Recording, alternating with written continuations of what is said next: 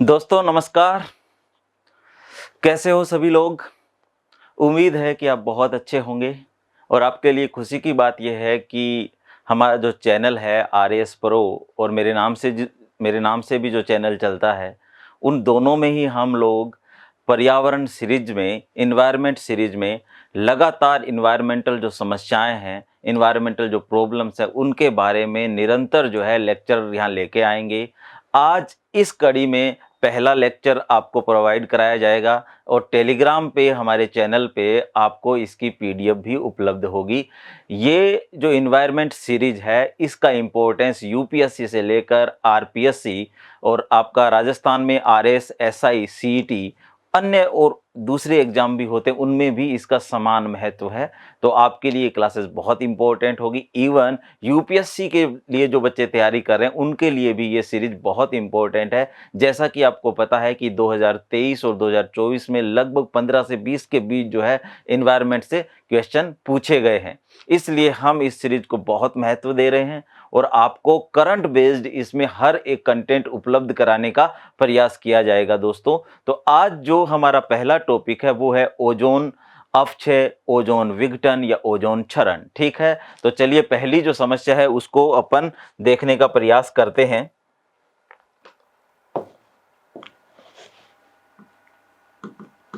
आज का हमारा टॉपिक है ओजोन अपक्षय या विघटन या क्षरण। ठीक है, ये इतनी इंपॉर्टेंट पर्यावरणीय समस्या है कि इसको लेकर कई अंतर्राष्ट्रीय संधियां तक करनी पड़ी है, कई कन्वेंशन हुए हैं, कई प्रोटोकॉल हुए हैं जो बाध्यकारी भी है देशों पे। तो आप देखिए कि ओजोन को लेकर हम किन किन टॉपिक का अध्ययन करेंगे। सबसे पहले तो समझने का प्रयास करेंगे कि ओजोन है क्या, इसका इतना इंपॉर्टेंस कैसे है और फिर क्षरण हुआ कैसे। ठीक है ना, और इससे संबंधित जो जो एस्पेक्ट है, इवन मानवीय जीवन पर उसका इम्पैक्ट क्या होता है, ठीक है ना, अन्य वनस्पति पे और पूरे पारितंत्र पे, पूरे इकोसिस्टम पर उसका क्या जो है हानिकारक प्रभाव हो जाता है यदि ओजोन क्षरण हो जाए, तो वो हम सारी चीजें देखने का प्रयास करेंगे। क्योंकि जिस तरह के अब क्वेश्चन पूछे जाने लगे हैं वो बहुत ज्यादा प्रैक्टिकल काइंड ऑफ अप्रोच की डिमांड करते हैं। इसलिए हमें हर चीज में कॉन्सेप्ट जो है वो क्लियर करना चाहिए, हमारी जो कॉन्सेप्चुअल अप्रोच है उसको बढ़ाना चाहिए। तो हमारा इस लेक्चर में भी आपके लिए यही प्रयास रहेगा दोस्तों। ठीक है, तो देखिए सबसे पहले हम प्रयास करते हैं कि ओजोन क्या है।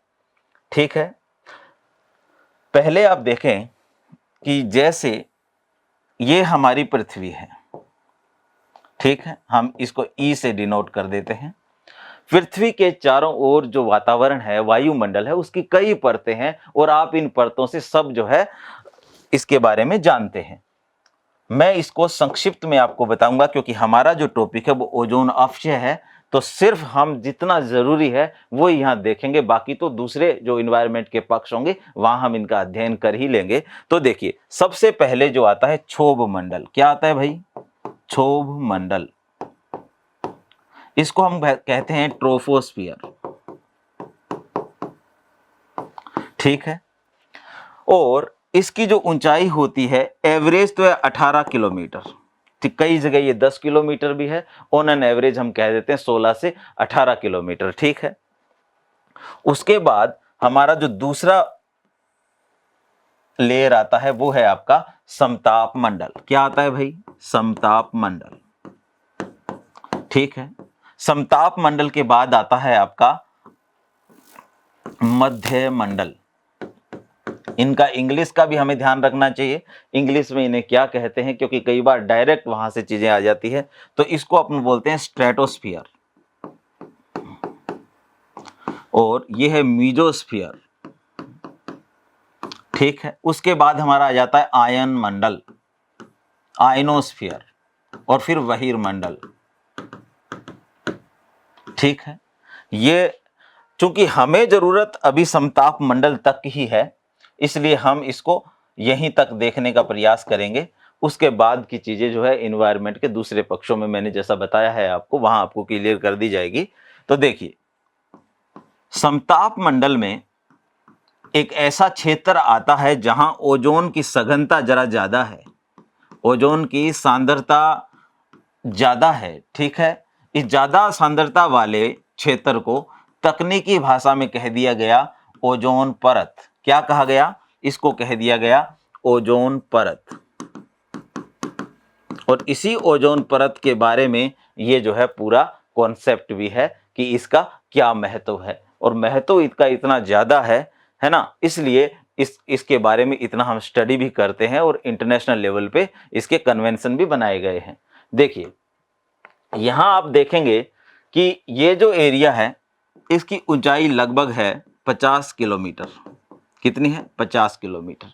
और यहाँ पर लगभग 16 से 25 किलोमीटर का जो ये एरिया होता है, इसमें ओजोन की सघनता जरा ज़्यादा होती है। कई जगह आपको 18 से 30 भी मिलता है। तो दोनों ही कॉन्सेप्ट जो है, आप ऐसी चीज़ों को तो ऑप्शन में देख के हमें ठीक करना होता है। तो दोनों ही चीज़ें आपको बुक्स में मिलती है कि 16 से 25 किलोमीटर और 18 से 30 किलोमीटर का जो क्षेत्र है पृथ्वी से, वो क्या है? आपका ओजोन परत है भाई। ओजोन को डिनोट करते हैं हम O3 से, यानी ये ऑक्सीजन के 3 अणुओं से बनती है। ट्राई ऑक्सीजन है बेसिकली। ओजोन क्या है दोस्तों? ट्राई ऑक्सीजन, ठीक है, ट्राई ऑक्सीजन। इतना समझ में आ गया कि आपको?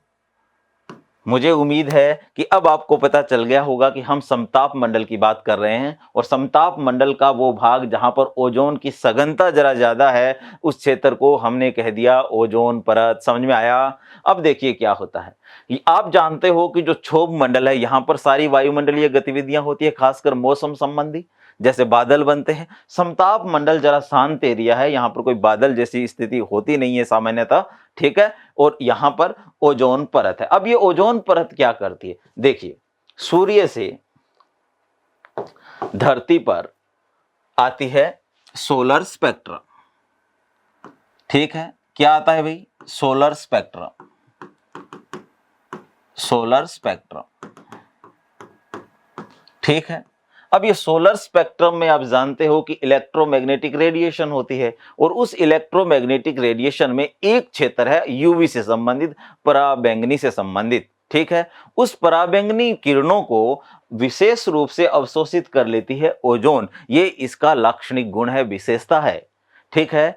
पराबैंगनी किरणें जिनकी ऊर्जा जरा ज्यादा होती है, उसको अवशोषित कर लेती है कौन? ओजोन। तो धरती पे आने नहीं देती, और जब धरती पे आने नहीं देती तो धरती पर जो जीवन है, धरती पे जो पारितंत्र है, उसको नुकसान नहीं होता। यदि ये ओजोन क्षति हो जाए, ओजोन का क्षरण हो जाए, ओजोन का विघटन हो जाए, तो क्या होगा? ये जो यूवी है ये धरती पे आने लगेगी, और चूंकि इसमें एनर्जी ज्यादा है तो ये बड़े स्तर पर नुकसान कर सकती है, विशेष रूप से पादपों का, मानवों का, जानवरों का। कैसे होगा भाई? इसके बारे में समझेंगे। उससे पहले हम देखते हैं यूवी का नेचर क्या है, ये कैसे काम करती है, क्या यूवी के कोई प्रकार भी होते हैं, इसकी वेवलेंथ कितनी है, वो सारी चीजें देख लेते हैं। इतना समझ में आ गया ना आपको कि ओजोन क्या है? ओजोन जो है भाई समताप मंडल का जो है, जहां पर ओजोन की सघनता जरा ज्यादा, उसे ही हम ओजोन परत कहते हैं। पहले इसको लिख लेते हैं, फिर आगे बढ़ेंगे।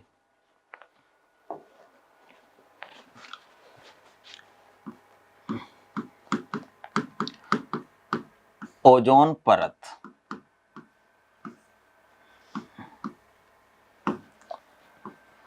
समताप मंडल का वह भाग जहां पर ओजोन गैस की सघनता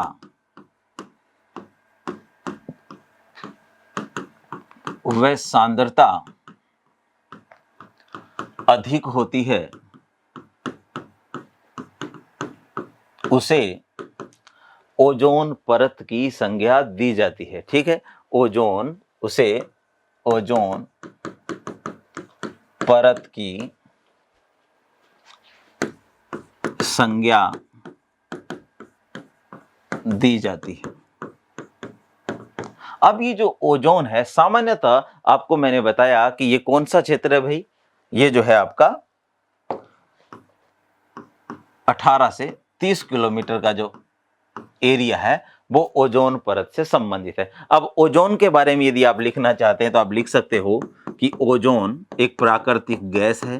ओजोन एक प्राकृतिक विषैली, ये विषैली होती है भाई, प्राकृतिक विषैली व अस्थिर गैस है। ये बनती बिगड़ती रहती है जरा, है ना, ये बनती है फिर बिगड़ जाती है, बनती है फिर बिगड़ जाती है, और ये प्राकृतिक रूप से चलता रहता है, इसलिए इसकी मात्रा स्थिर बनी रहती है। ठीक है ना। यदि मानवीय कारण इसमें नहीं रहे होते तो ओजोन की समस्या भी नहीं होती। क्यों? क्योंकि प्रकृति तो संतुलन स्थापित करती है, तो वहां समस्या नहीं आती। ठीक है। तो ये कैसी गैस है भी? अस्थिर गैस है। यहां पर आपको इन चीजों को हाईलाइट करना है। देखो, एक तो ये प्राकृतिक है, विषैली है और अस्थिर गैस है ना। ये इसके गुण है जो आपको याद रखने चाहिए कि भाई जो हमारा ओजोन है वो कैसा होता है। ठीक, यहां लिख दीजिए कि ट्राई ऑक्सीजन यानी O3 को ही ओजोन कहा जाता है, ओजोन कहा जाता है। ये जो अनस्टेबल नेचर है ना ओजोन का, इसको जरूर याद रखना आप, है ना। इंपॉर्टेंट फैक्ट है ये कि ओजोन जो है कैसी होती है भी? अस्थिर होती है, अनस्टेबल होती है। ठीक है, चलिए आगे बढ़ जाते हैं। अब बात करते हैं अपन ओजोन के महत्व की। ओजोन का महत्व क्या है, उसके बाद हम यूवी की बात कर लेंगे। महत्व, ओजोन गैस का महत्व इस मामले में है कि वो सूर्य से आने वाली हानिकारक पराबैंगनी किरणों अर्थात अल्ट्रावायलेट रेडिएशन का अवशोषण कर लेती है। ठीक है ना भाई। देखिए, ओजोन सूर्य से आने वाली, अब ये सूर्य से जो किरणें आती है, विकिरणें आती है, इनको हम कहते हैं सौर्य स्पेक्ट्रम। क्या बोलते हैं भाई? Solar spectrum.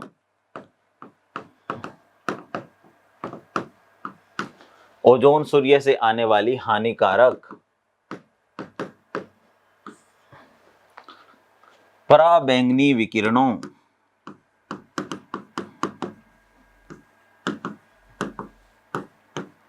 यानी अल्ट्रावायलेट का अवशोषण कर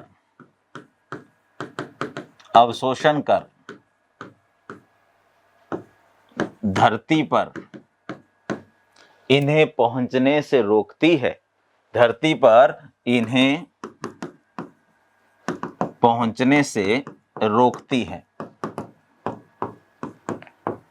ठीक है, जो पूरे पारितंत्र की रक्षा करती है, जो संपूर्ण पारितंत्र की, पारितंत्र का मतलब पारिस्थितिकी सही है भाई। ठीक है, संपूर्ण पारितंत्र की रक्षा करती है। ठीक है, अब बात करेंगे हम यूवी की। यहां से भी सवाल बनने की संभावना होती है भाई, तो देख लीजिए यूवी। यूवी विकिरण सामान्यतः ऐसा माना जाता है कि यूवी विकिरण जो होती है भाई, इसके 3 भाग होते हैं। ठीक है, 3 भाग। वेवलेंथ चूंकि इनकी कम होती है, इसलिए आपको पता है इनकी एनर्जी ज्यादा होती है ना। वेवलेंथ कम होने की वजह से एनर्जी इनकी ज्यादा होती है। तो सबसे पहले है आपका UVA, उसके बाद है UVB और फिर है UVC विकिरण। ठीक है, ये 3 तरह की विकिरण होती है यूवी, और इन सब का आपको विशेषताओं का भी पता होना चाहिए, कौन कितनी खतरनाक है उसका भी पता होना चाहिए। और सामान्यतः जब ओजोन का क्षरण होता है तो धरती पे कौन सी पहुंच जाती है ये भी आपको पता होना चाहिए, और धरती पर पहुंचकर उसके क्या हानिकारक प्रभाव मानव शरीर और पारितंत्र पे पड़ता है उसका भी हम अध्ययन करेंगे यहीं पर। देखिए, सबसे पहले क्या होगा कि जो यूवी विकिरण होती है, इसकी जो वेवलेंथ है वो देख लेते हैं अपन। ये है आपकी 320 से 400 नैनोमीटर। कितनी है भाई? 320 से 400 नैनोमीटर। उसके बाद है आपकी 280 से 320 नैनोमीटर बी की, और ये है आपका सी है 100 से 280 नैनोमीटर। ये आपकी वेवलेंथ है। इसका मतलब इन तीनों में यदि आप तुलना करेंगे तो इसकी वेवलेंथ थोड़ी ज्यादा है, तो इन तीनों की तुलना करने पर आप देखेंगे कि ए की एनर्जी कम है, फिर उससे ज्यादा बी की एनर्जी है, और सबसे ज्यादा यहां सी की एनर्जी है। तो सबसे खतरनाक कौन हुआ? सी। तो यहां आप लिख दीजिए सबसे ज्यादा खतरनाक यूवीसी होती है। ठीक है भी, सबसे खतरनाक। लेकिन इसके मामले में अच्छी बात यह है कि ये जो है पूर्ण रूप से अवशोषित होती है ओजोन में। ये अच्छी बात क्या है? पूर्ण रूप से अवशोषित हो जाती है ओजोन में, धरती पे आती ही नहीं। तो आप लिख दीजिए यह है पूर्ण रूप से ओजोन द्वारा अवशोषित हो जाती है, ओजोन द्वारा अवशोषित कर ली जाती है।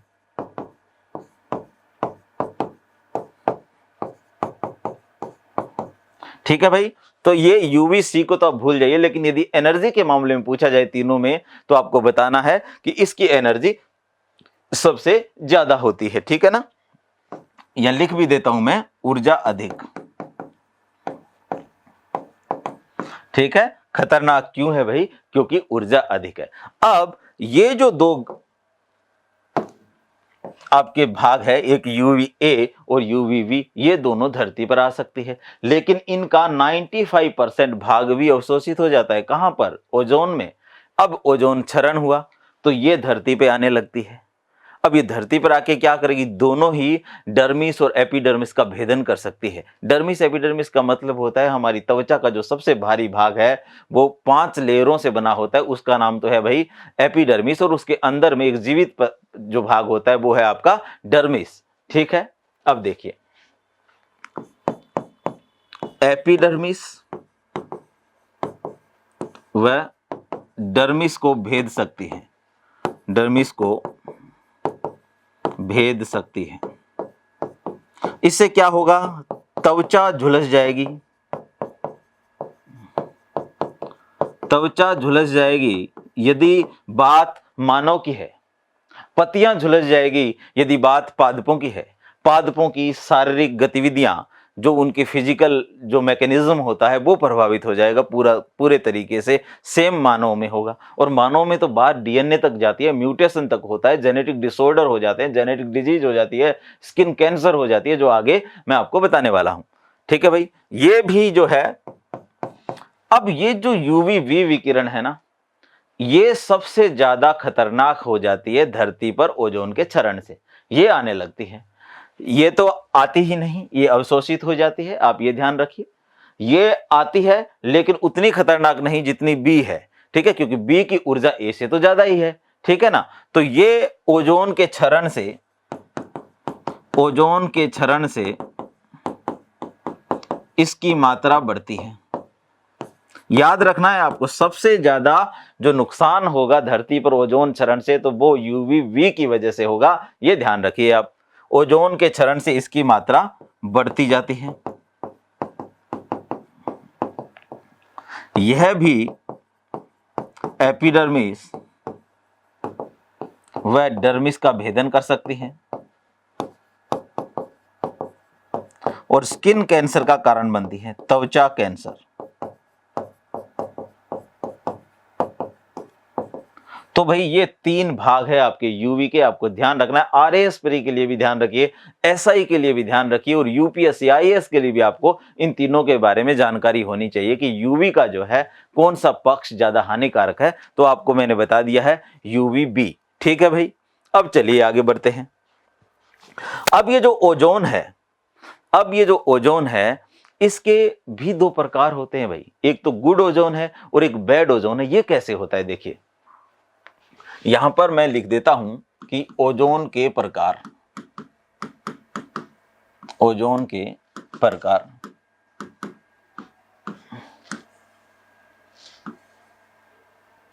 दो प्रकार प्रचलित हैं। कौन कौन सा भाई? एक तो है गुड ओजोन, एक कौन सा है? गुड ओजोन, और एक है बैड ओजोन। ठीक है भाई, एक कौन सा है? Bad ozone. अब गुड कौन सी है और बैड कौन सी है, सीधा सीधा मतलब होता है जो लाभदायक है वो गुड होगी और जो हानिकारक है वो बैड होगी। तो ये देखिए, ये है आपकी समताप मंडलीय ओजोन, समताप मंडलीय ओजोन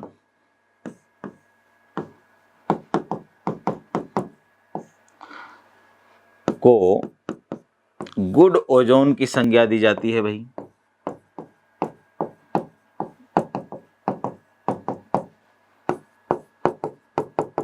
ठीक है, लाभदायक होती है। क्यों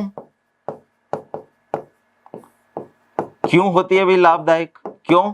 क्योंकि ये एक छाते की तरह काम करती है, यूवी रेडिएशन का अवशोषण कर लेती है, इसलिए हम इसको क्या कहेंगे भाई? लाभदायक या गुड ओजोन। ये क्या करेगी भाई? सुरक्षा आवरण बनाती है, सुरक्षा आवरण बनाती है। किसके अगेंस्ट? यूवी के विरुद्ध। इसलिए इसको धरती का छाता भी कहा जाता है। क्या कहा जाता है भाई? धरती का छाता। लिख दीजिए यहां, धरती का छाता।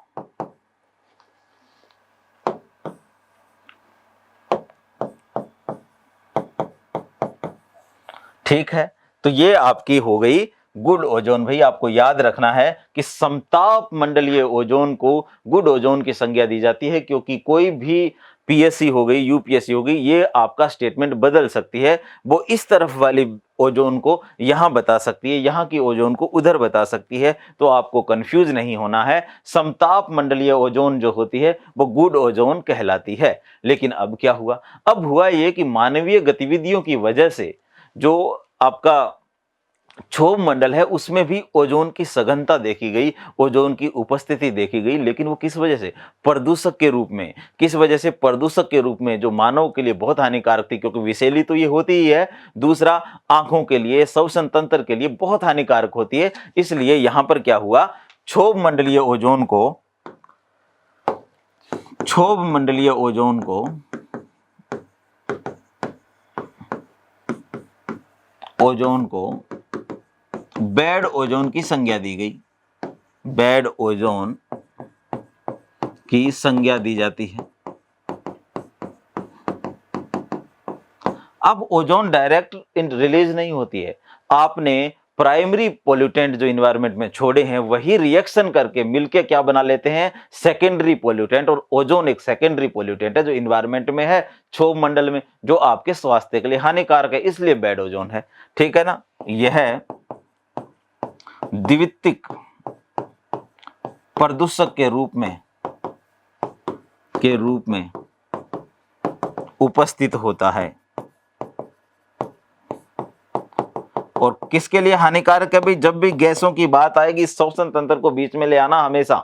जब भी आपको किसी भी गैसेस की बात होगी जो कि विषैली है, हमेशा याद रखिए वो किसको नुकसान पहुंचा देगी? आपके रेस्पिरेटरी सिस्टम को। ठीक है ना? याद रखना है। तो ये क्या करती है आपको? मानव स्वास्थ्य पे विपरीत प्रभाव, मानव स्वास्थ्य पर विपरीत प्रभाव। तो ये आपका हो गया भाई गुड ओजोन और बैड ओजोन का कॉन्सेप्ट। इतना नोट कर लीजिए, इसके बाद आगे बढ़ते हैं। अब देखते हैं दोस्तों ओजोन का निर्माण कैसे होता है। जैसे प्राकृतिक रूप से मैंने कहा कि ओजोन का निर्माण और विघटन जो है चलता ही रहता है और इससे इसकी मात्रा जो है स्थिर बनी रहती है, मात्रा में संतुलन बना रहता है। तो अपन देखते हैं ओजोन का निर्माण। ओजोन का निर्माण, ओजोन का निर्माण व विघटन दोनों ही लिख लीजिए एक साथ, निर्माण व विघटन। तो यहां पर हमें कुछ थोड़ा सा केमिस्ट्री का पार्ट भी लाना पड़ेगा। ठीक है? तो आपको कोई ज्यादा मतलब वर्डन वाली बात नहीं है, हम समझते चलेंगे धीरे धीरे, तो इतना मुश्किल नहीं है, देखेंगे चीजों को। ठीक है ना? अब देखिए ओजोन का निर्माण कैसे होता है भाई? जब ऑक्सीजन जो होती है किसके संपर्क में आती है भाई? यूवी विकिरण के, यूवी विकिरण के। अब देखिए जिस यूवी को वो अवशोषित कर रही है वो ओजोन का निर्माण भी कर रही है, देखिए, है ना? तो ये क्या बना लेती है भाई? आपका O3 बना लेती है। ठीक है ना? ये आपका यूवी विकिरण हो गई और ये आपका ओजोन हो गया। ठीक है, ये तरीका है बनने का कि जो ओजोन है वो कैसे बनती है, वो बनती है यूवी विकिरण से और ऑक्सीजन से। ठीक है, तो ये भी नोट कर लीजिए भाई। अब बात करेंगे अपन विघटन की, तो ये नवजात ऑक्सीजन के संपर्क में आके विघटन कर लेती है। ओजोन का विघटन O3 जब नवजात ऑक्सीजन के संपर्क में आती है तो ये पोजीशन बना लेती है, ऑक्सीजन के 2 मॉलिक्यूल बना देती है, तो ये नष्ट हो जाती है। ठीक है ना, यहां बना लेती है ऑक्सीजन। तो ये प्रक्रिया जो है एनी टाइम निर्माण विघटन चलता रहता है। तो आप यहां लिख सकते हो निर्माण विघटन और फिर वापस बनती रहती है। तो ये संतुलन बना रहता है, ये प्राकृतिक रूप से प्रोसेस होती ही रहती है। तो ओजोन का निर्माण किससे हुआ, यूवी विकिरण से हुआ, और विघटन जो है यहां पर क्या होगा, ओजोन नवजात ऑक्सीजन के संपर्क में आकर, ये जो है आपका नवजात ऑक्सीजन है, ठीक है भाई, इसके संपर्क में आके ये क्या बना लेती है, ऑक्सीजन के 2 मॉलिक्यूल बना लेती है। ये प्रोसेस एनी टाइम यहां चलता रहता है। ठीक है भाई, अब ओजोन का क्षरण कैसे होता है वो अपन देखते हैं। ओजोन का क्षरण, इसका महत्व देखा हमने, ओजोन के टाइप देख लिए, अब देखेंगे ओजोन का क्षरण कैसे होता है, कौन से कारक इसके लिए रेस्पॉन्सिबल है। ओजोन का क्षरण, ओजोन का क्षरण, देखिए ओजोन का जो मापन होता है ना दोस्तों, वो किया जाता है डोप्सन यूनिट में।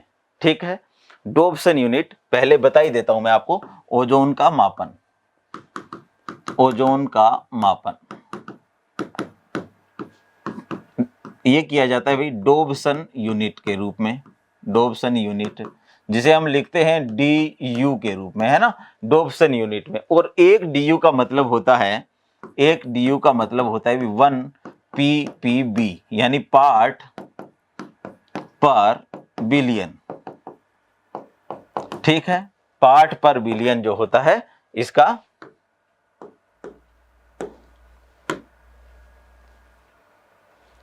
ठीक, तो डोप्सन यूनिट के रूप में इसे मेजर किया जाता है। सामान्यतः जो औसत मात्रा होती है ओजोन की, औसत ओजोन सांद्रण कितना होगा भाई, औसत ओजोन सांद्रण होता है दोस्तों 300 dB। कितना, डोप्सन यूनिट 300 DU, है ना, dB नहीं DU के रूप में हम देखेंगे कितना होता है दोस्तों, 300 DU। यदि ये जो है, यदि ओजोन का सांद्रण, ओजोन का सांद्रण या उसकी मात्रा 220 DU से कम हो जाए, कम हो जाए, तो इसे ओजोन क्षरण या ओजोन छिद्र की संज्ञा दी जाती है। ठीक है, अब कोई ये छिद्र ऐसे हो नहीं जाता है वहां पे कि कोई छेद हो गया है, ये तकनीकी भाषा है। वहां पे ओजोन की जो है सांद्रता कम हो जाती है। कितनी हो जाती है भी, 220 से DU से कम, डोप्सन यूनिट से कम, और ये औसत कितनी होनी चाहिए, 300 DU। ठीक है, 300 है तो सब बढ़िया चल रहा है, 220 से कम हो जाए तो हम क्या कहेंगे कि अब ओजोन का क्षरण होने लगा है दोस्तों। अब ये ओजोन का क्षरण 2 तरह से होता है, एक तो मानवीय क्रियाओं से और एक प्राकृतिक रूप से। अब देख लेते हैं कैसे। देखिए, ओजोन के क्षरण के भी 2 तरीके, आप इन चीजों को एक एक करके कॉन्सेप्ट क्लियर करते जाना है ना। सारी चीजें जब आने लगेगी तो कोई भी क्वेश्चन आए हमसे जो है उसकी दूरी नहीं रहेगी, हमें आंसर आएगा। ठीक है, तो देखिए ओजोन का क्षरण जो होता है उसके 2 तरीके हैं। ओजोन क्षरण के 2 तरीके हैं। कौन कौन सा, एक तो है प्राकृतिक तरीका। कौन सा है भाई, एक है प्राकृतिक तरीका, प्राकृतिक, और दूसरा है आपका मानवीय, या इसको और ज्यादा अच्छे तरीके से बोलने में कारक शब्द का इस्तेमाल किया जा सकता है कि एक तो प्राकृतिक कारक इसका कारण है और दूसरा आपका है मानवीय कारक। प्राकृतिक कारक और मानवीय कारक, यह शब्द जरा अच्छा है तो हम इसका ही इस्तेमाल करेंगे।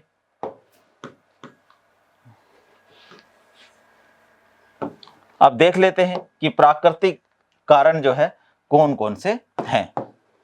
तो प्राकृतिक कारक में सबसे पहले तो दोस्तों आपका है यूवी द्वारा विघटन। पहला क्या है? यूवी द्वारा विघटन। यूवी ही खुद ही जो है इसका क्षरण करती रहती है, उसका विघटन करती रहती है। क्यों? क्योंकि ऑक्सीजन में बदल देती है ओजोन को यूवी, ठीक है। और दूसरा है आपका सौर कलंक द्वारा, जो सौर तूफान होते हैं ना,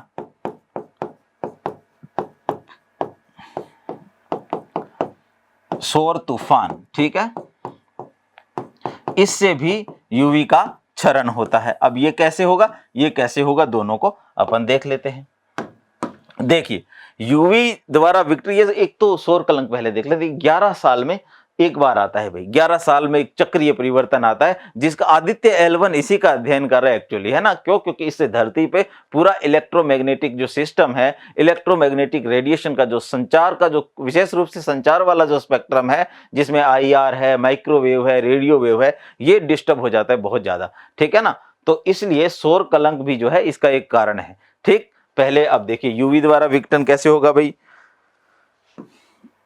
ये ओजोन है, ये आपका यूवी आ गई है, ठीक है। इससे ये ऑक्सीजन में टूट जाएगा और एक नवजात ऑक्सीजन बन जाएगी। तो एक तरीका तो ये है प्राकृतिक कारक में कि यूवी से ही विघटन हो जाता है, जो आपको याद रखना है।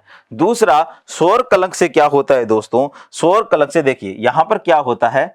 सौर कलंक के द्वारा एक तो बनती है नवजात नाइट्रोजन, नवजात नाइट्रोजन,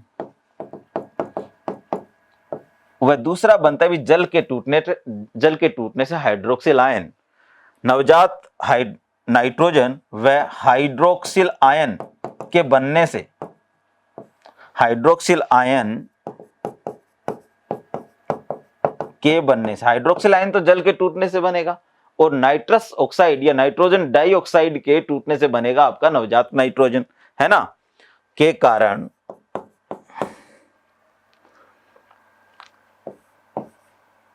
O3 की कमी होने लगती है, कमी होने लगती है, ठीक है। इसके अंदर थोड़ी केमिस्ट्री है जो हमें इतना उस लेवल पे हमें नहीं जाना है, क्योंकि वो काम नहीं आएगी। तो कंफ्यूजन से बचने के लिए हमें सिर्फ इतना याद रखना चाहिए कि ये क्या होगा, नवजात नाइट्रोजन व हाइड्रोक्सिल आयन के कारण जो है ओजोन के अणु जो है, ओजोन के जो मॉलिक्यूल है उसमें कमी होने लगती है। तो ये तो प्राकृतिक तरीका हुआ। अब मानवीय कारक, लेकिन इस तरीके में मैंने आपको एक चीज बताई थी कि जितना विघटन हुआ उतना निर्माण भी हुआ, इसलिए ज्यादा चैलेंज नहीं है, ज्यादा समस्या नहीं है। अब समस्या कहां आई, मानवीय कारकों से। मानवीय कारकों से क्या हुआ, मानव कुछ ऐसे रसायनों का इस्तेमाल करने लग गया जिनकी वजह से वायुमंडल में नवजात क्लोरीन और ब्रोमीन का जो है उत्सर्जन बढ़ गया।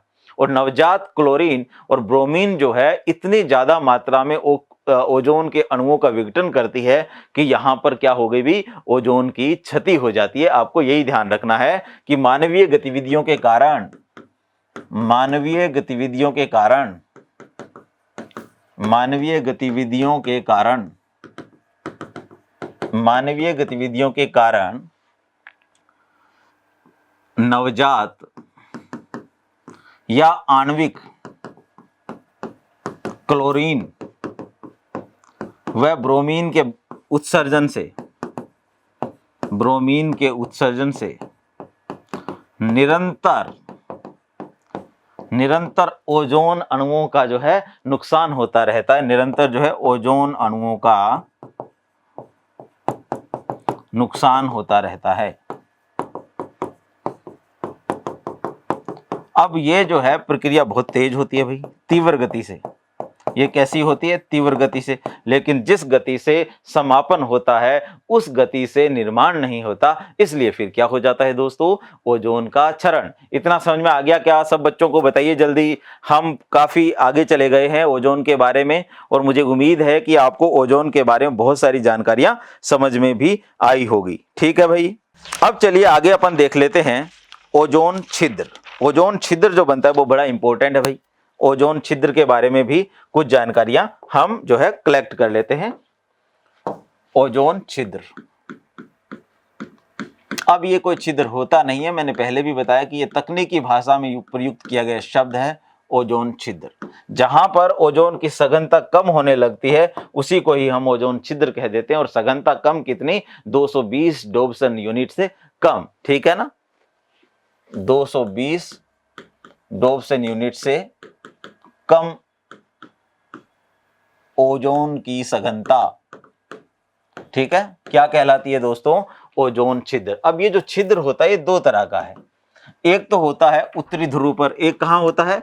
एक होता है दोस्तों उत्तरी ध्रुव पर, ठीक है। तो यहां मैं लिख रहा हूं कि उत्तरी ध्रुव ओजोन छिद्र, ठीक है। और दूसरा होता है दक्षिणी ध्रुव ओजोन छिद्र, ठीक है, दक्षिणी ध्रुव ओजोन छिद्र।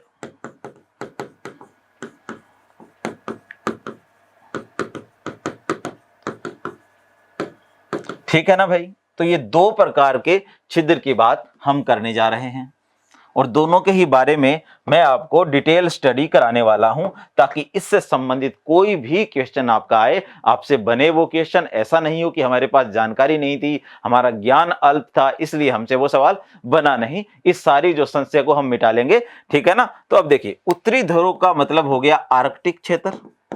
कौन सा हो गया अभी? आर्कटिक क्षेत्र। और ये कौन सा हो गया अभी? अंटार्कटिका क्षेत्र। ये कौन सा हो गया? अंटार्कटिका। सबसे पहले यही देखा गया था, अंटार्कटिका क्षेत्र।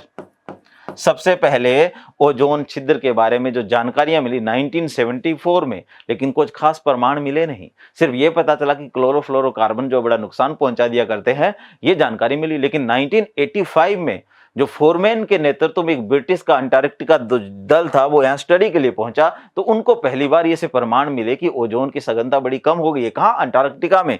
तो पहली बार तो यही देखा गया, बाद में ये यहां पर भी जो है ऑब्जर्व किया गया। तो दोनों तरह की हमें स्टडी करनी है, ठीक है भाई।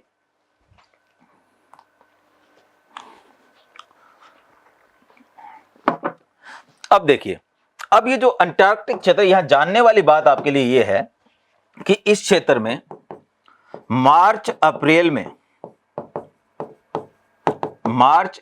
में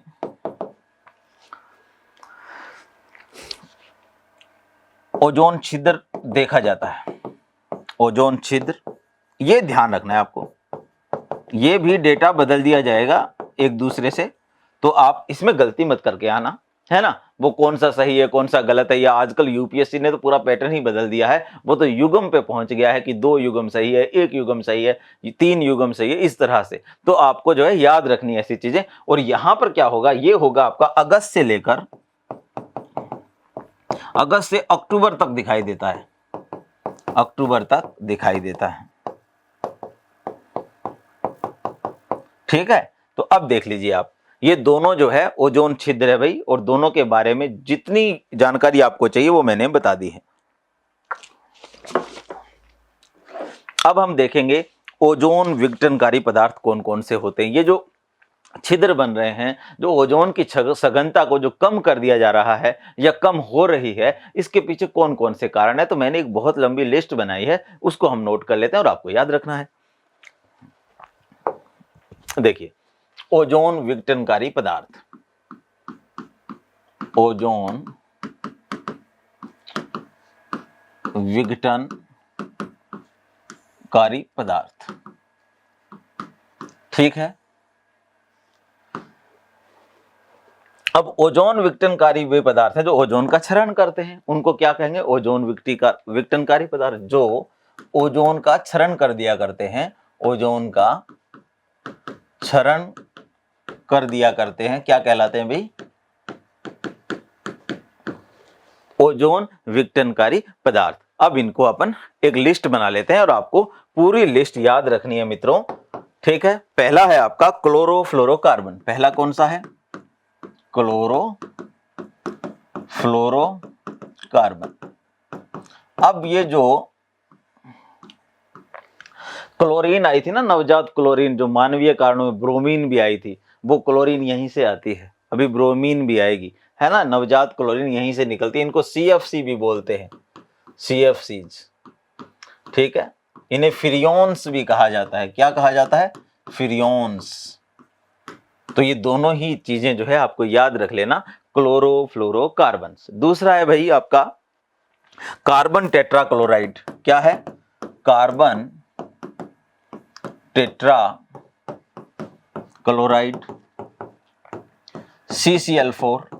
अब ये क्यों है? क्योंकि क्लोरोफ्लोरोकार्बन को बनाने के लिए तो कच्चा पदार्थ है भाई, इसी का ही तो इस्तेमाल करके ये बनता है, इसी का इस्तेमाल करके क्या बनाया जाता है? क्लोरोफ्लोरोकार्बन को। तो ये भी एक जो है आपका ओजोन विघटनकारी पदार्थ है। इसके अलावा हेलोन्स, इसके बारे में मैं डिटेल बताऊंगा आपको। हेलोन्स भी ऐसे पदार्थ होते हैं है ना, basically halogens, chloride, bromine, fluoride, ये सारे इसमें आते हैं, फ्लोरीन एक्चुअली है ना, ये सारे हेलोन्स है, वो भी जो है आपका ओजोन विघटनकारी पदार्थ है। इसके अलावा दोस्तों मिथाइल क्लोरोफॉर्म, क्या है आपका? मिथाइल क्लोरोफॉर्म CH3CCl3, ठीक है, ये आपका हो गया मिथाइल क्लोरोफॉर्म। ये भी एक ऐसा पदार्थ है जो ओजोन विघटनकारी है ना। ये ऑप्शन में आते हैं, क्वेश्चन के ऑप्शन में आते हैं, इसमें कौन सा है कौन सा नहीं है। तो ये जो 11-12 मैंने लिस्ट बनाई है ये सब याद रखेंगे हम तो, ठीक है। फिर देखिए, फिर है आपका methyl bromide, methyl bromide CH3Br, यहीं से जो है ब्रोमीन निकलती है, ठीक। उसके बाद हम देखेंगे 6वें नंबर पे हाइड्रोक्लोरोफ्लोरोकार्बन, हाइड्रोक्लोरोफ्लोरोकार्बन, हाइड्रोक्लोरोफ्लोरोकार्बन्स, ये भी क्या है भाई? ओजोन डिप्लेसिंग सब्सटेंसेस है, ठीक है ना। उसके बाद आप देखेंगे 8वें नंबर आपका 7वां नंबर होगा ना, 1 2 3 4 5 6 7 नंबर पे आपका हाइड्रोफ्लोरोकार्बन, हाइड्रोफ्लोरोकार्बन। अब ये जो हाइड्रोफ्लोरोकार्बन है ये ओजोन का क्षरण तो कम करता है, ग्लोबल वार्मिंग बढ़ाता है जरा। अब ग्लोबल वार्मिंग बढ़ेगी तो जलवायु परिवर्तन बढ़ेगा भाई, तो वहां पर ये संकट आ गया। तो ये हाइड्रोफ्लोरोकार्बन, इसको भी हम इसी में काउंट करेंगे। हालांकि हाइड्रोफ्लोरोकार्बन तुलनात्मक रूप से ओजोन का क्षरण कम करता है, ठीक है, लेकिन ये क्या है भी? ग्लोबल वार्मिंग को बढ़ाता है। इसलिए इसका अब किगाली जैसे समझौते हुए मॉन्ट्रियल में ही जो है किगाली ऐड हुआ, तो उसमें जो है इसी को लेके बात हुई है ना। दुबई पाथवे जो आया वो इसी को लेके आया। अभी बात करेंगे अपन की दुबई पाथवे क्या है, किगाली क्या है, ये सारी बातें होने वाली है, ठीक है भाई। अब देखिए, उसके बाद हम लिख सकते हैं आपका नाइट्रोजन ऑक्साइड को, कि कौन सा नंबर है भाई आपका? ये हो गया 7 नंबर हो गया। तो ये 8वें नंबर पे आ गया आपका नाइट्रोजन डाइऑक्साइड, नाइट्रोजन डाइऑक्साइड। ये भी क्या है? ओजोन को विघटित करता है। उसके बाद आप देखेंगे 9 नंबर पे आपका हो जाएगा ब्रोमोफ्लोरोमीथेन, ब्रोमोफ्लोरोमीथेन। ये भी जो है इसी तरह की एक केमिकल है जो क्षति करता है। फिर आपका हाइड्रो, 10वें नंबर पे हाइड्रो ब्रोमोफ्लोरोकार्बन, ब्रोमोफ्लोरोकार्बन, ये भी ओजोन को क्षति पहुंचा देता है। फिर भाई एक आ जाता है आपका H2SO4 के अणु, यानी सल्फ्यूरिक एसिड भी जो है इस कैटेगरी में आजकल माना जाता है, ये भी ओजोन का क्षरण करता है। ये सारी लिस्ट आप बना लीजिए मित्रों, फिर अपन आगे बढ़ते हैं। अब चलिए बात करते हैं दक्षिणी ध्रुव, बड़ा इंपॉर्टेंट है, वहां पर ओजोन क्षरण के जो कारण है इन पर सवाल भी आते हैं, तो वो देख लेते हैं जरा। दक्षिणी ध्रुव पर ओजोन क्षरण के कारण।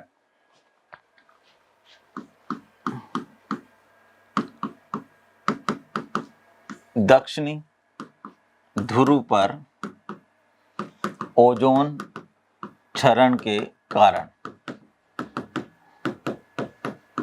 सामान्यतः यहां पर 3 कारण माने जाते हैं, और इन तीनों को ही हम एक एक करके स्टडी करने वाले हैं, और उसमें जो साइंटिफिक रीजन है उसका भी हम व्याख्या करेंगे, ठीक है ना भाई। तो सामान्यतः 3 कारण है, 3 कारण है, और ये तीनों के बारे में अलग अलग सवाल बन सकते हैं, तो आप जरा ध्यान से देख लेना इसको। तो जो पहला कारण है भाई वो है आपका ध्रुवीय समताप मंडलीय बादल। ठीक है, इसको हम बोल सकते हैं पोलर स्ट्रेटोस्फियर क्लाउड, है ना। पीएससी, देखो पीएससी नाम ही पीएससी बन गया इसका, और पीएससी के लिए हम तैयारी कर रहे हैं। ठीक है, तो ध्रुवीय समताप मंडलीय बादल। अब मैंने तो आपको बताया था कि समताप मंडल में कोई बादल बनता ही नहीं, और यहां मैं कारण बता रहा हूं आपको, ध्रुवीय समताप मंडलीय बादल कोई बात होगी तब बता रहा हूं ना। तो अब देखना है कैसे बनते हैं, आगे देखिए। दूसरा है आपका, ये आपका हो गया आपका ध्रुवीय भंवर। ये है आपका ध्रुवीय भंवर, है ना, पोलर वर्टेक्स। ठीक है, ध्रुवीय भंवर। और उसके बाद आ जाएगा आपका सक्रिय क्लोरीन अणु। ये तीन कारण है भाई, ध्रुवीय समताप मंडलीय बादल, ध्रुवीय भंवर और सक्रिय क्लोरीन अणु। ठीक है, ध्रुवीय दक्षिण ध्रुव पर ओजोन क्षरण के ये तीन कारण हैं, और इन तीनों के बारे में हम अलग अलग व्याख्या करने का प्रयास करेंगे भाई। ठीक है, अब क्या होगा कि सामान्यतः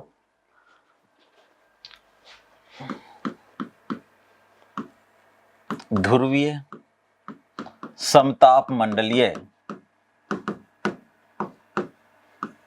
बादल, पोलर स्ट्रेटोस्फियर क्लाउड्स, ठीक है, ये हाई एल्टीट्यूड पे बनते हैं। क्यों? क्योंकि ये समताप मंडल में बनते हैं, जबकि ये तो बनने चाहिए थे क्षोभ मंडल में। तो सबसे पहली जानकारी तो हम यही देंगे कि सामान्यतः समताप मंडल में बादल बनते ही नहीं। क्या बताना है? सामान्यतः समताप मंडल में बादल बनते ही नहीं। सामान्यतः समताप मंडल में बादलों का निर्माण नहीं होता, बादलों का निर्माण नहीं होता है। ठीक है भाई, पहली जानकारी तो आपको यही याद रखनी है कि सामान्यतः समताप मंडल में बादलों का निर्माण नहीं होता। लेकिन जब भी शीत ऋतु आती है, लेकिन जब शीत ऋतु आती है तो समताप मंडल का तापमान कम होने लगता है। तो क्या होता है भाई? तो समताप मंडल का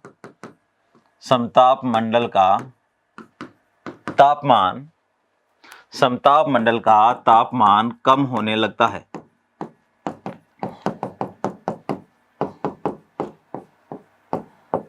अब है क्या, देखिए, सामान्यतः जब तापमान कम होता है तो संघनन होगा, और संघनन से क्या होगा भी? बादल बनेंगे। तो इस परिस्थिति में या इस स्थिति में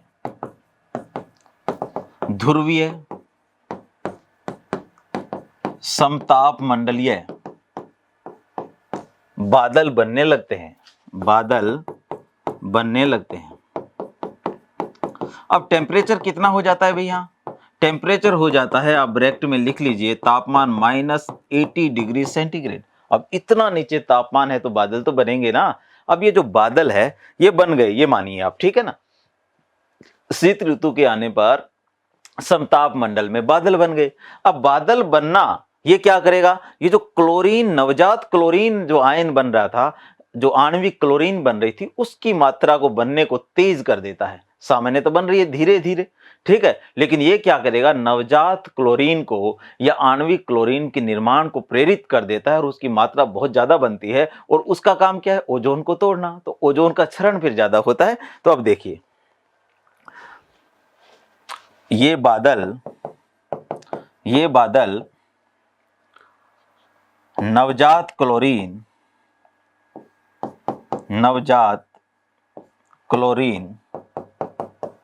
या आणविक क्लोरीन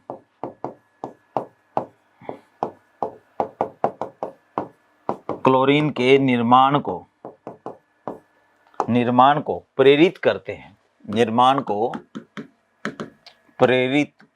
हैं, अतः आणविक क्लोरीन के निर्माण की प्रक्रिया बहुत अधिक तीव्र हो जाती है। यह बात आपको ध्यान रखनी है। अतः आणविक क्लोरीन के निर्माण की प्रक्रिया अत्यधिक तीव्र हो जाती है, अत्यधिक तीव्र हो जाती है, जो कि क्या करती है भाई, जो कि ओजोन का निरंतर विघटन करती है, जो कि ओजोन का निरंतर विघटन करती है। ठीक है ना बच्चों, क्या करती है, विघटन करती है।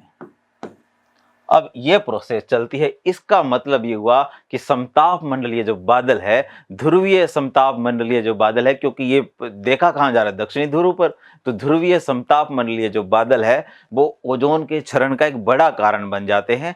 अब ये बादलों के बारे में आपको एक चीज और ध्यान रखनी चाहिए मित्रों, वो ये है कि इनको आप नेक्रियोस बादल भी कहते हैं। क्या कहते हैं इनको, नेक्रियोस बादल।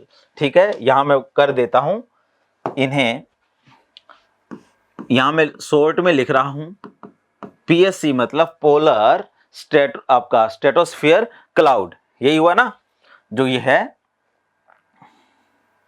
हाई एल्टीट्यूड वाले बादल होते हैं।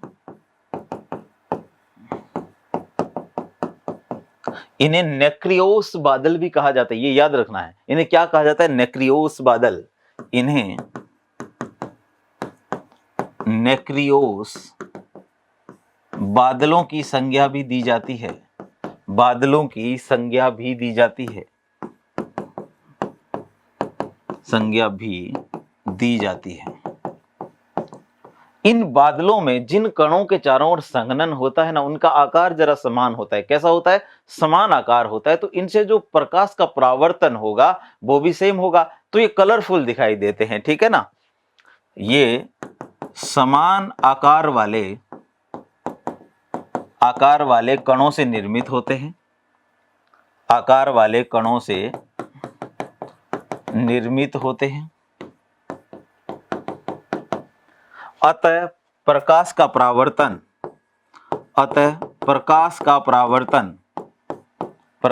परावर्तन इन्हें रंगीन बना देता है, परावर्तन इन्हें रंगीन बना देता है।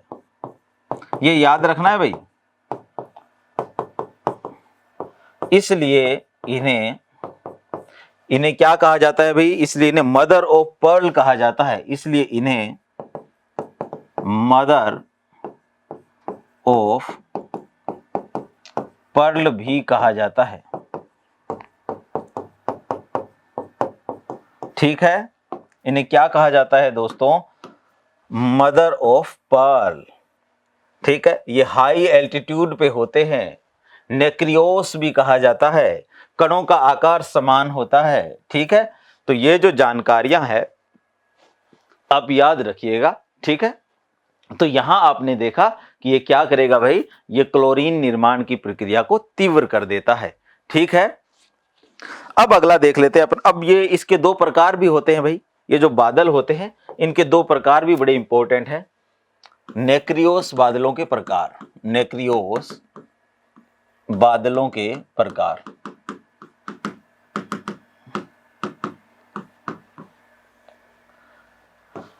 देखिए यहां शॉर्ट में चलेंगे थोड़ा सा, ये आपका PSC 1 प्रकार या PSC 1 टाइप, और दूसरा है आपका PSC 2 टाइप प्रकार। ठीक है, तो ये दो प्रकार के होंगे। अब PSC 1 जो है सामान्य प्रकार के होते हैं, जब भी समताप मंडलीय जो है बादल बनते हैं तो ये सबसे ज्यादा संख्या में होते हैं। ये कभी कभी बनते हैं, रेयर सिचुएशन में बनते हैं, तो इन दोनों के बारे में देख लेते हैं। सबसे पहले हम देखेंगे, ये जो है सबसे सामान्य प्रकार का होता है भी, सबसे सामान्य बादल। लेकिन कौन सा सामान्य, समताप मंडलीय बादल में सामान्य है ना। सबसे सामान्य बादल किससे बनता है भाई, ये बनता है आपका नाइट्रिक एसिड ट्राइहाइड्रेट से, नाइट्रिक एसिड ट्राइहाइड्रेट हाइड्रेट, इसका मतलब NaT से बनता है ये, है ना, से निर्मित। ये ध्यान रखिएगा भाई आप। और ये जो है ये असामान्य प्रकार के बादल होते हैं, असामान्य प्रकार के बादल कैसे बनते हैं? हिम जल जो होता है या जल हिम रवे जो होते हैं, जल हिम रवे से निर्मित। ठीक है, ये आपको ध्यान रखना है। और ये सामान्यतः आर्कटिक पे बनते हैं, आर्कटिक, ये तो दोनों पे बनेगा, PSC 1 जो है दोनों तरफ बनता है, लेकिन ये सामान्यतः आर्कटिक पे बनते हैं, आर्कटिक पर बनते हैं। ठीक है, तो यहां पर ये जो बादलों के प्रकार है ये भी हम ध्यान रख लेंगे, क्योंकि यहां से भी यदि कोई क्वेश्चन बना तो वो हमसे होगा भाई। ठीक है, अब अपन बात कर लेते हैं अपना ध्रुवीय भंवर का। ठीक है, तो दूसरा कारण क्या था भाई? ध्रुवीय भंवर। दूसरा कारण क्या था? पोलर वोर्टेक्स, ध्रुवीय भंवर, पोलर वोर्टेक्स। ध्रुवीय भंवर का सीधा मतलब घूमती हुई हवा। इसका अर्थ ही क्या है दोस्तों? घूमती हुई हवा। ऐसी जो हवा होती है, आप लिख दीजिए घूमती हुई हवा। हवा ही क्या कहलाती है भी? ध्रुवीय भंवर कहलाती है। अब ये करती क्या है? ये हवा जहां ऑलरेडी -80 डिग्री सेंटीग्रेड टेम्परेचर है उसको ओवरकम कर देती है। तो ये ध्रुवीय भंवर तापमान को और अधिक कम करते हैं,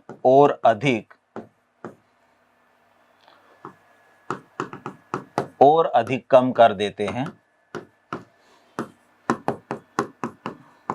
जो ध्रुवीय समताप मंडलीय बादलों की सघनता को बढ़ाते हैं, जो PSCs की सघनता बढ़ा देते हैं। अब PSCs का अर्थ आप जानते हो कि ये बादल के बारे में है, सघनता बढ़ा देते हैं। ठीक है, तो ये जब सघनता बढ़ेगी तो वापस वही क्लोरीन का निर्माण और तीव्र हो जाएगा, अर्थात ओजोन क्षरण तीव्र होगा। अल्टीमेटली जो होगा क्या होगा भी? रिजल्टेंट क्या होगा? ओजोन क्षरण और तेजी से होगा, ओजोन क्षरण और अधिक तीव्र गति से होगा। ठीक है, और इनसे बनता क्या है भी? स्क्रिय जो है क्लोरीन बनती है, वो आपको ध्यान रखना, वो भी बढ़ा देती है। तो तीसरा कारण वो हो गया। अब ओवरऑल देखो क्या हुआ। ओवरऑल ये हुआ कि सबसे पहले शीत ऋतु आई। सबसे पहले क्या हुआ? शीत ऋतु का आगमन हुआ। शीत ऋतु के आने से टेम्परेचर पहुंचा -180 डिग्री सेंटीग्रेड। तापमान के कम होने से कौन से बादल बने? समताप मंडलीय बादल, ध्रुवीय समताप मंडलीय बादल। ठीक है, इनका निर्माण होने से क्या हुआ भाई? इसका निर्माण होने से हुआ क्लोरीन, जो आणविक क्लोरीन है उसका निर्माण की गति तीव्र। आणविक क्लोरीन निर्माण की गति तीव्र। अब अचानक ही क्या हुआ? यहां पर दूसरा फैक्टर आया, ध्रुवीय भंवर। ध्रुवीय भंवर क्या करेगा? तापमान को और अधिक कम कर देगा। तापमान को क्या कर देगा? और अधिक कम कर देगा। तो PSCs की सघनता बढ़ेगी, PSCs की सघनता, और इससे क्या होगा? और अधिक आणविक क्लोरीन का निर्माण, और अधिक आणविक क्लोरीन का निर्माण होगा भाई, का निर्माण। अब इससे क्या होगा? ओजोन क्षरण और अधिक, ओजोन क्षरण। तो ये प्रोसेस है बेसिकली, ओजोन क्षरण बढ़ जाएगा। तो ये याद रखिएगा, हम रे डायग्राम भी बना के देख लिया है, तो ये याद रखिएगा भाई, ओजोन का क्षरण जो है इस तरह से हो जाता है। अब इस ओजोन के क्षरण से बचने के लिए क्या किया गया भाई? अंतरराष्ट्रीय स्तर पर जो प्रयास किए गए उनको देखेंगे, लेकिन उससे पहले हम देख लेते हैं मानव पर प्रभाव, ओजोन का मानव पर प्रभाव, वनस्पति पे प्रभाव, पारितंत्र पर प्रभाव, सागरीय जीवन पर प्रभाव देख लेते हैं। चलिए अब देखते हैं ओजोन के प्रभाव या ओजोन क्षरण के प्रभाव, आपका टॉपिक होगा ओजोन क्षरण के प्रभाव। उसके बाद अंतरराष्ट्रीय प्रयास देखेंगे और हमारा टॉपिक समाप्त। ओजोन क्षरण के प्रभाव, देखिए सबसे पहले क्या होगा, हम देखते हैं मानव जीवन पर प्रभाव। मानव जीवन पर प्रभाव, मानव जीवन पर प्रभाव, ठीक है। अब मानव जीवन पर प्रभाव देखने के लिए आप सबसे पहले देखिए कि जैसे जैसे यूवी रेडिएशन बढ़ेगी स्किन कैंसर बढ़ेगी। देखो यूवी बढ़ती है तो क्या होगा, तापमान में वृद्धि होगी। यूवी रेडिएशन बढ़ेगी तो तापमान में वृद्धि होगी और उससे क्या होगा, त्वचा कैंसर जो होगा उसकी मात्रा बढ़ेगी या त्वचा कैंसर के मामले बढ़ेंगे, त्वचा कैंसर बढ़ेगा। पहला प्रभाव तो आपको यही याद रखना है कि यूवी बढ़ी तो क्या होगा, तापमान बढ़ेगा और उससे त्वचा कैंसर के मामले बढ़ेंगे, ये आपको ध्यान रखना है। दूसरा, यदि यूवी बढ़ेगी तो श्वसन दर कम हो जाएगी भाई, ठीक है। यूवी बढ़ेगी तो क्या होगा, श्वसन दर कैसी होगी, डाउन, कम हो जाएगी। प्रतिरोधक क्षमता भी मनुष्य की क्या होगी दोस्तों, कम होगी तो रोग बढ़ेंगे, ठीक है। तो प्रतिरोधक क्षमता भी कम होगी, प्रतिरोधक क्षमता कम, तो इससे क्या होगा, रोग क्या होगा दोस्तों, बढ़ जाएंगे। ये आपको ध्यान रखना, ये जो मैं चिन्ह बना रहा हूं ये आपके लिए शॉर्ट नोट है, तैयारी आप ही को करनी है, ठीक है ना। ये आपके अपने हिसाब से आप बना लीजिएगा। उसके बाद देखिए यदि यूवी, अब ये यूवी वी के बारे में, सारा यूवी वी के बारे में है, ठीक है ना। यूवी वी बढ़ेगा तो देखो क्या होगा, डीएनए में परिवर्तन के मामले बढ़ेंगे। डीएनए में परिवर्तन के मामले बढ़ेंगे तो उत्परिवर्तन बढ़ेगा, उत्परिवर्तन बढ़ेगा भाई, उत्परिवर्तन बढ़ेगा तो आनुवांशिक रोग भी बढ़ेंगे, आनुवांशिक रोग भी जो है दोस्तों वृद्धि हो जाएगी। अब देखिए मानव पर कितना गजब का इंपैक्ट पड़ता है, कितना हानिकारक है ये, है ना। ये चीजें आपको ध्यान में रखनी है। उसके बाद आप देखेंगे कि यहां पर यदि यूवी बढ़ती है, यूवी वी की बात कर रहे हैं, तो यहां पर सनबर्न बढ़ेगा भाई। सनबर्न के मामले तो अभी भी बहुत ज्यादा है, लेकिन यूवी की मात्रा बढ़ेगी तो सनबर्न के मामले और अधिक बढ़ते जाएंगे दोस्तों। इसके अलावा यहां पर क्या होगा भी, फसल उत्पादन जो है कम हो जाएगा, फसल उत्पादन क्या होगा, डाउन आ जाएगा। और फसल उत्पादन जब डाउन आ जाएगा तो खाद्य संकट बढ़ जाएगा दोस्तों। क्या हो जाएगा, खाद्य संकट, ये याद रखिए, खाद्य संकट फिर जो है बहुत तेज गति से बढ़ जाएगा। तो ये ह्यूमन पर जो इसका इम्पैक्ट है आपको याद रखना है कि मानव पर इस तरह का जो है इम्पैक्ट आएगा। अब बात करते हैं जलीय पारितंत्र और अन्य पारितंत्रों पर क्या प्रभाव होगा। जलीय पारितंत्र पर प्रभाव, जलीय पारितंत्र पर प्रभाव, आपको पता है कि जलीय पारितंत्र का एक आधारभूत जीव जो है वो फाइटोप्लैंक्टन होता है, जूप्लैंक्टन होते हैं ना, सूक्ष्म जीव होते हैं समुद्र में जो फूड चेन की शुरुआत ही करते हैं एक्चुअली, है ना। छोटी मछलियां उनका सेवन करती है, फिर छोटी मछलियों को बड़ी मछलियां और फिर उनको और बड़ी मछलियां खाती है। इस तरह से फूड चेन स्टेब्लिश होती है। उसमें सबसे शुरुआती चरण पे कौन होता है भी, फाइटोप्लैंक्टन, फाइटोप्लैंक्टन। और ये क्या करेगा, फाइटोप्लैंक्टन की यदि यूवी जो है बढ़ती है, ठीक है, ये क्या करेगी, फाइटोप्लैंक्टन की मात्रा को क्या कर देगी दोस्तों, कम।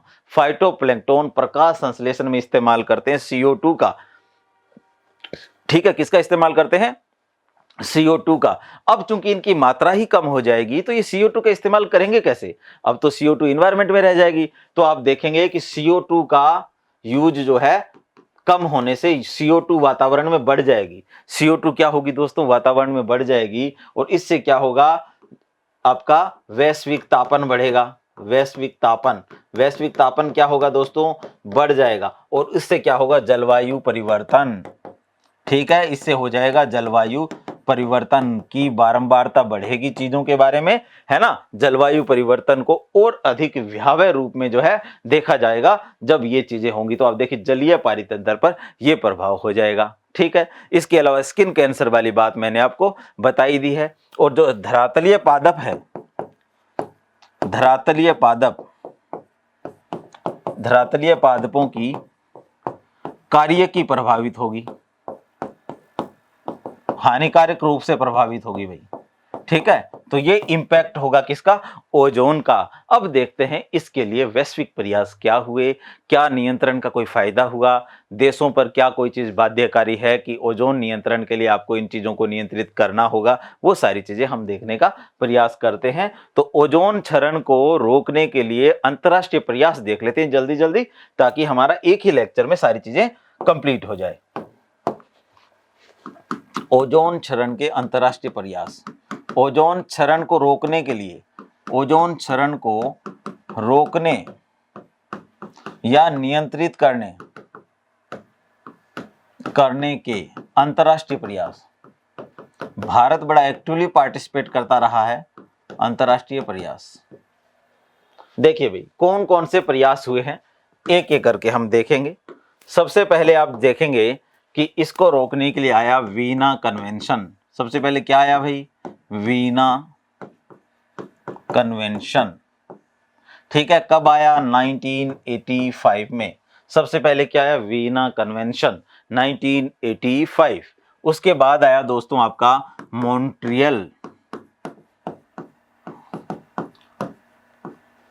Montreal protocol. कब आया, 1987 में। ठीक है, उसके बाद आया आपका कोपेनहेगन समझौता एग्रीमेंट। कब आया, 1992 में। उसके बाद आया आपका दुबई पाथवे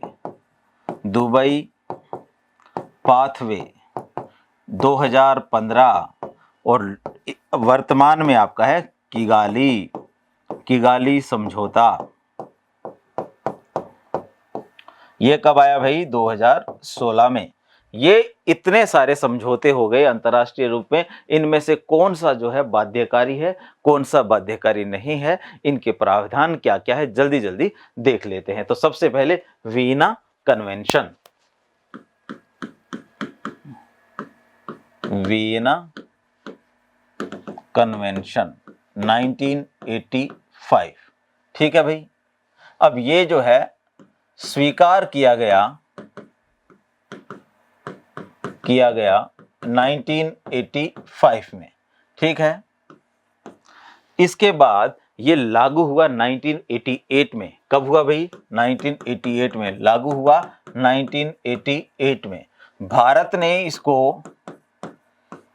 ने इसे 1991 में, ये 1992 में, ठीक है ना, भारत ने कब अपनाया भाई, 1992 में। ठीक है मित्रों, तो भारत ने इसको अपनाया 1992 में, नहीं 1991 होगा दोस्तों यहां पर, क्योंकि 92 में मॉन्ट्रियल से रिलेटेड है, तो वो थोड़ा सा हम जो है सही डेटा का इस्तेमाल करते हैं। 1991 में भारत ने इसे स्वीकार व अनुमोदन किया, एक ही साल में कर दिया था। अनुमोदन तो संसद में होता है, आपको पता ही है। तो ये ईयर जो है आप याद रखिएगा, सारे ईयर जहां पर भी मैं लिख रहा हूं, क्योंकि ये इंपॉर्टेंट नहीं रहे होते तो मैं यहां नहीं बता रहा होता आपको, क्योंकि ये इंपॉर्टेंट है। अब इसका उद्देश्य क्या है देखिए, अब इसका उद्देश्य है भाई क्लोरोफ्लोरोकार्बन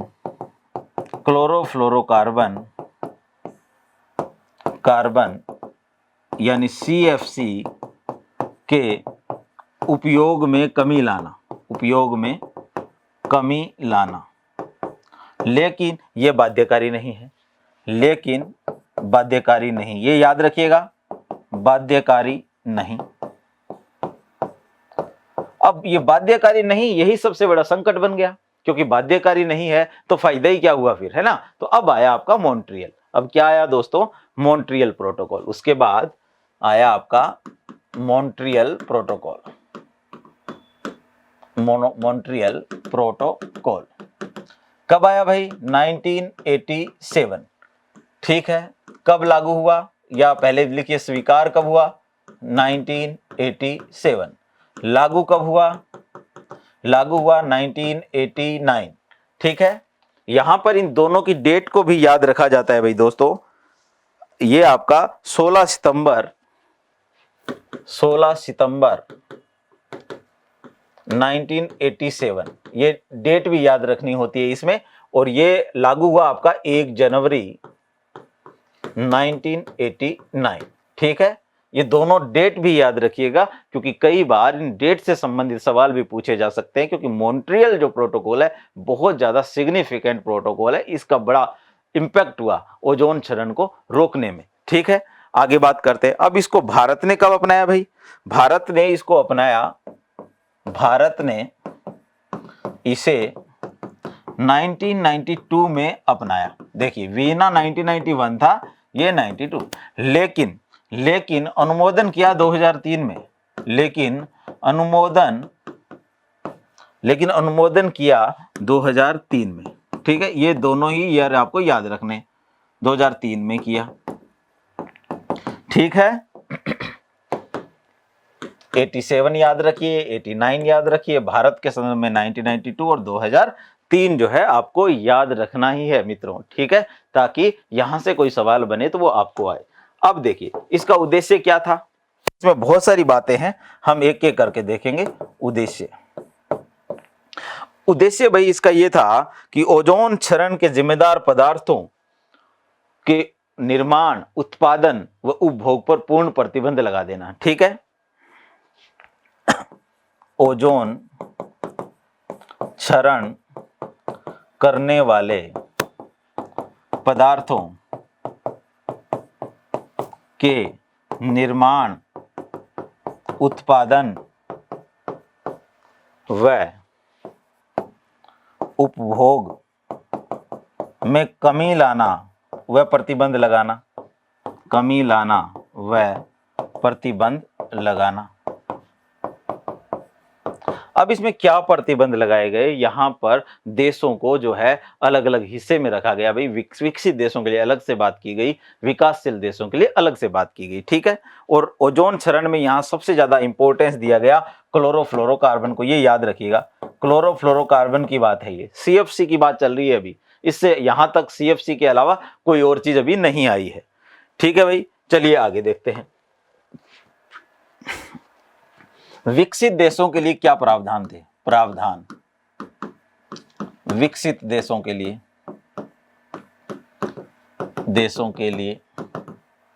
और विकासशील देशों के लिए।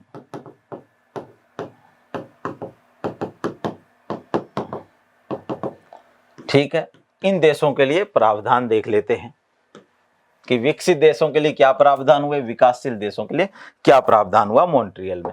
यहां आप देखेंगे कि यदि CFC की बात हो, CFC पर 2000 तक पूर्ण प्रतिबंध लगाने का प्रावधान, पूर्ण प्रतिबंध पहला प्रावधान तो ये किया गया।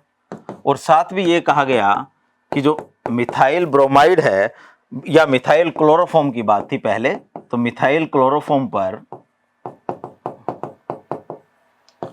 2005 तक पूर्ण प्रतिबंध, ये सबसे ज्यादा यूज होते थे, इसलिए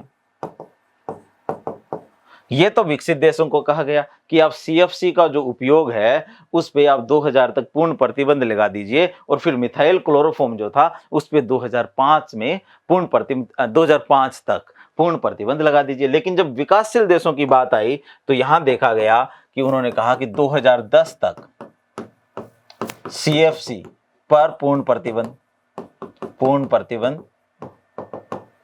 का प्रावधान किया गया। ठीक है, और भारत विकासशील वाली कैटेगरी में ही था। ठीक है ना भाई, तो ये जो है आपका मॉन्ट्रियल प्रोटोकॉल है और ये पूर्ण रूप से बाध्यकारी है। मॉन्ट्रियल प्रोटोकॉल का पालन करना अनिवार्य है बच्चों। ठीक है, अब यहां पर एक चीज हम ये भी लिख सकते हैं कि मॉन्ट्रियल प्रोटोकॉल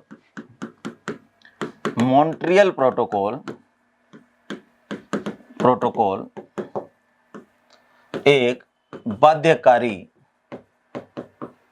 समझौता है, ठीक है ना। जो भी इसके सदस्य देश हैं उनके लिए ये बाध्यकारी है।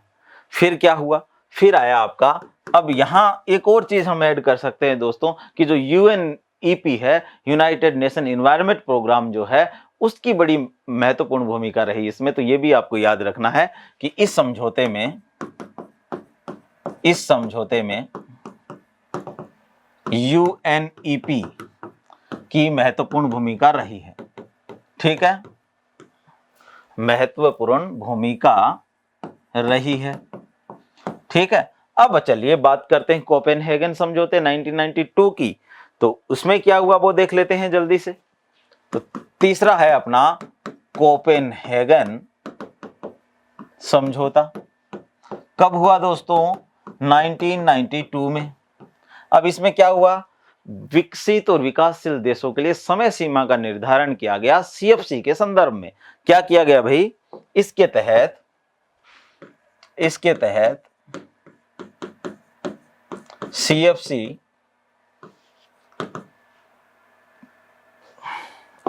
सीएफसी पर प्रतिबंध से संबंधित समय सीमा का निर्धारण किया गया। समय सीमा का निर्धारण किया गया। कैसे किया गया भाई? पहले आपका विकसित देश, फिर आपका विकासशील देश। ये भी जो है मॉन्ट्रियल प्रोटोकॉल का एक भाग ही है बच्चों, उसी में संशोधन हो रहे थे। और फिर हम भारत की बात करेंगे, ठीक है ना। तो जो पहले मॉन्ट्रियल में हमने लिखा है उसी को ही रिपीट करना है कि 2000 तक पूर्ण प्रतिबंध, वर्ष 2000 तक पूर्ण प्रतिबंध किस पे? क्लोरोफ्लोरोकार्बन पे। विकसित देश 2010 तक, वर्ष 2010 तक पूर्ण प्रतिबंध किस पे? क्लोरोफ्लोरोकार्बन पर, ठीक है। और भारत ने भाई ये अचीव कर लिया 2008 में ही, ठीक है, ये याद रखना है। वर्ष 2008 में भारत ने सीएफसी पर पूर्ण प्रतिबंध लगा दिया, ये याद रखिएगा, पूर्ण प्रतिबंध लगा दिया, ठीक है ना। तो ये आपका कोपेनहेगन हो गया। अब बात करेंगे दुबई पाथवे और फिर किगाली, और उसके बाद हमारी क्लास की समाप्ति। चलिए अगला देखते हैं दुबई पाथवे। दुबई पाथवे ये कब हुआ भाई? 2015 में। किस में? अब जैसे आप जलवायु परिवर्तन से संबंधित अध्ययन करते हो तो कोप कॉन्फ्रेंस ऑफ पार्टी पढ़ते हो ना, कोप 26, 27, 29 ऐसा पढ़ते हो। यहाँ होता है मोप, यहाँ क्या होता है भी? Meeting of parties. यहाँ क्या होता है? Meeting of parties. मोप होता है, तो मोप 27 की बात आई, मीटिंग ऑफ पार्टीज, याद रखिएगा ये, ठीक है। मीटिंग ऑफ पार्टीज ये क्या हुआ? ये हुई दुबई में। इसमें तय किया गया कि चलो ठीक है भाई, ओजोन के बारे में तो बहुत बातें कर रहे हैं क्षरण की, ये जो कुछ ऐसे पदार्थ यूज होने लगे हैं जिनसे ओजोन की क्षति तो ठीक है बच रही है, लेकिन उससे जो जलवायु परिवर्तन में योगदान हो रहा है उसका क्या करें? तो उसको कंट्रोल करने के लिए दुबई पाथवे में निर्णय लिया गया। तो ये क्या था भाई? हाइड्रोफ्लोरोकार्बन HFC, ठीक है ना। इसमें निर्णय लिया गया कि हाइड्रोफ्लोरोकार्बन जो है वैश्विक तापमान में वृद्धि करता है, वैश्विक तापन में योगदान देता है। अतः इस पर प्रतिबंध आवश्यक, ये बात कही गई यहां, ठीक। तो उसके बाद आया किगाली में यही किया गया था दोस्तों। तो उसके बाद आया किगाली, आप लिख दीजिए किगाली समझौता कब हुआ? 2016 में। किगाली क्या है? अफ्रीकी देश रवांडा का जो एक शहर है ठीक है ना। किगाली कहाँ है भाई? रवांडा, रवांडा का एक शहर है किगाली, और उसी के नाम पे इस समझौते का नाम दे दिया गया। तो ये भी क्या था आपका, किगाली में क्या हुआ दोस्तों, इसे संशोधित मॉन्ट्रियल प्रोटोकॉल भी कहा जाता है, इसे संशोधित मॉन्ट्रियल प्रोटोकॉल भी कहा जाता है, भी कहा जाता है। ठीक है, अब इसमें हुआ क्या कि ओजोन क्षरण वाले तो पदार्थ सारे सम्मिलित है मॉन्ट्रियल में, जो वैश्विक तापन में योगदान देते हैं उनको भी सम्मिलित करो। तो इसमें क्या था, ओजोन क्षरण के अलावा वैश्विक तापन में योगदान करने वाले पदार्थों को सम्मिलित करने का निर्णय लिया गया। अब कौन से पदार्थ थे भी वो पदार्थ थे आपके हाइड्रो फ्लोरो कार्बन। ठीक है, और ऐसा कहा गया कि 2030 तक इसकी मात्रा को धीरे धीरे कम किया जाएगा, लेकिन 2030 तक सारे देश कम कर नहीं सकते थे, इसलिए इसके लिए फिर ग्रुप बनाए गए, 3 ग्रुप। उसकी हम बात कर लेते हैं कि किस ग्रुप में किस देश को रखा गया और उसके लिए टारगेट ईयर क्या है कि कब तक आपको इसमें कमी करनी है, तो वो भी देख लेते हैं। ठीक है भाई, अब एक चीज आप यहां देख लीजिए कि यह बाध्यकारी है, यह बाध्यकारी है, 2019 में लागू हुआ, 2019 में लागू हुआ। भारत ने 2022 में इसे जो है सत्यापित किया। भारत ने, यह भी ध्यान रखना है आपको, भारत ने 2022 में इसे सत्यापित किया या अनुसमर्थन किया। ठीक है, सत्यापित किया। यह भी आपको ध्यान रखना है कि भारत ने कब माना किगाली को, 2022 में। साइन तो भारत ने पहले ही कर दिए थे, लेकिन जो संसद से रेक्टिफिकेशन होकर जो राष्ट्रपति के साइन हुए वो 2022 में हुए किगाली के लिए। अब इसमें जो 3 ग्रुप बने वो क्या है वो देख लेते हैं। इस समझौते के तहत